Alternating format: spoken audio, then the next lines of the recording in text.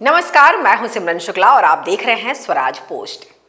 भारत में भी Valentine day के रंग देखने को मिलते हैं, लेकिन ये दिन प्यार से कोसों दूर है।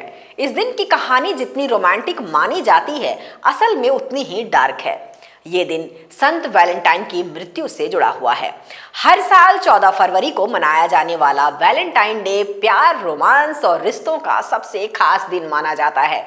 इस साल भी ये दिन दुनिया भर में उत्साह और रोमांस के साथ मनाया जा रहा है। इस मौके पर लोग अपने पार्टनर को खास महसूस कराने के लिए गिफ्ट, फूल और प्यार भरे संदेश देते हैं। लेकिन क्या आपने कभी सोचा है कि वैलेंटाइन डे की शुरुआत कब और किसने की? पहली बार किसने वैलेंटाइन डे मनाया? इस दिन का इतिहास क्या है और क्यों वैलेंटाइन डे मनाने की जरूरत पड़ी? आइए जानते हैं वैलेंटाइन डे का पूरा इतिहास, महत्व और इसे मनाने की वजह। वैलेंटाइन डे की शुरुआत संत वैलेंटाइन से जुड़ी मानी जाती है। इतिहास के अनुसार 3री शताब्दी में रोम के एक पादरी संत वैलेंटाइन ने प्रेम और विवाह के अधिकार के लिए अपने जीवन का बलिदान दिया था। रोमन सम्राट क्लॉडियस द्वितीय को लगता था कि शादीशुदा सैनिक अच्छे योद्धा नहीं होते, इसलिए उसने सैनिकों की शादी पर रोक लगा दी। लेकिन संत वैलेंटाइन ने इस आदेश का विरोध किया और चोरी छिपे प्रेमियों की शादी करवाई। जब ये बात सम्राट तक पहुंची तो संत वैलेंटाइन को जेल में डाल दिया गया और 14 फरवरी को उन्हें फांसी दे दी गई। कहा जाता है कि उन्होंने मरने से पहले जेलर की बेटी को एक पत्र लिखा था, जिस पर लिखा था फ्रॉम योर वैलेंटाइन। यहीं से वैलेंटाइन डे की परंपरा शुरू हुई। वैलेंटाइन डे पहली बार कब मनाया गया?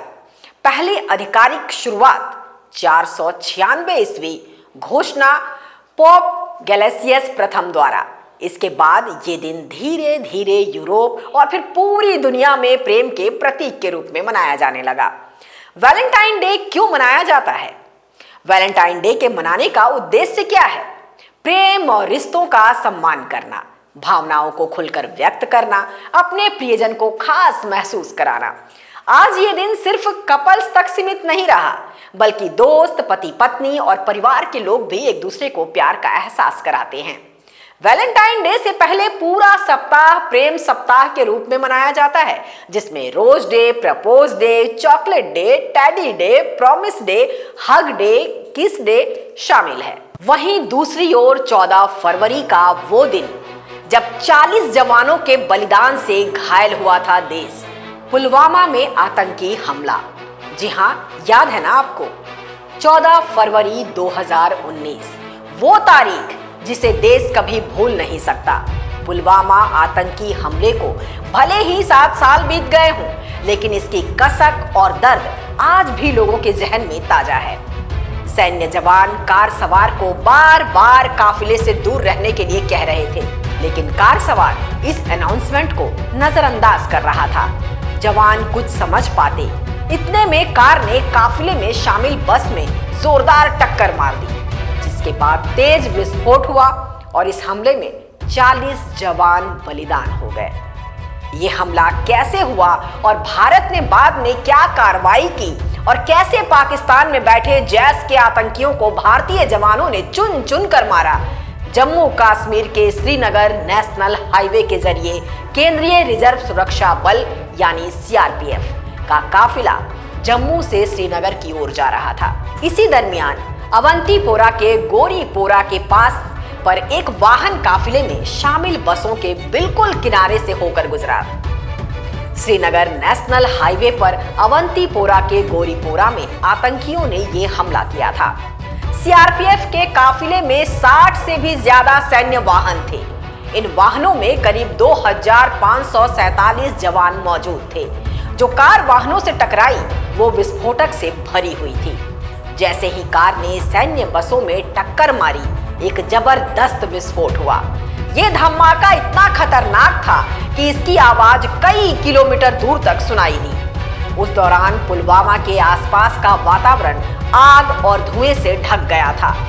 हमले में 40 जवान शहीद हुए थे।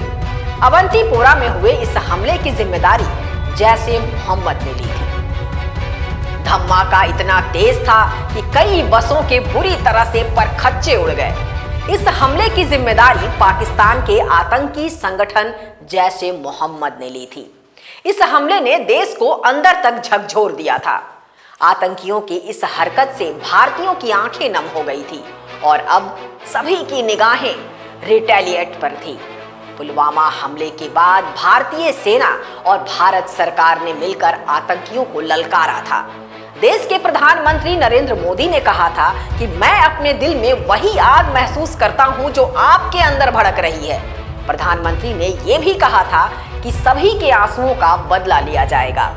पुलवामा में हुए आतंकी हमले के ठीक 12 दिन बाद 25 फरवरी की देर रात भारत ने पाकिस्तान के बालाकोट में एयर स्ट्राइक की इस हमले में सेना ने पाकिस्तान के तकरीबन 300 आतंकियों को मार गिराया।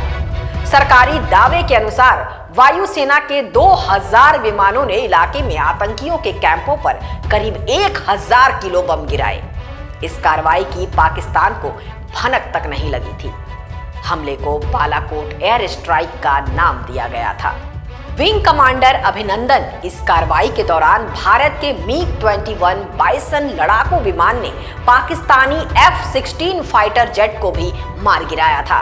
इस हमले में बालाकोट एयर स्ट्राइक में भारत का MiG-21 लड़ाकू विमान क्षतिग्रस्त होकर पाकिस्तान में जा गिरा था और उसमें मौजूद विंग कमांडर अभिनंदन वर्धमान को पाकिस्तानी सेना ने पकड़ लिया था। हालांकि अभिनंदन वर्धमान को 1 मार्च 2019 के दिन पाकिस्तान ने छोड़ दिया था और भारत सरकार ने अभिनंदन वर्धमान को वीर चक्र से सम्मानित किया। तो ये है 14 फरवरी का वो काला दिन जो महबूब के गुलाब देने की खुशी से कहीं ज्यादा सीने में आग लगा जाती है। यहाँ गुलाब देकर मोहब्बत जताते रहे कुछ लोग, वहां चुपके से कोई अपनी जान देकर हम सबको कर्जदार बना गया। शहीद वीर जवानों को श्रद्धांजलि।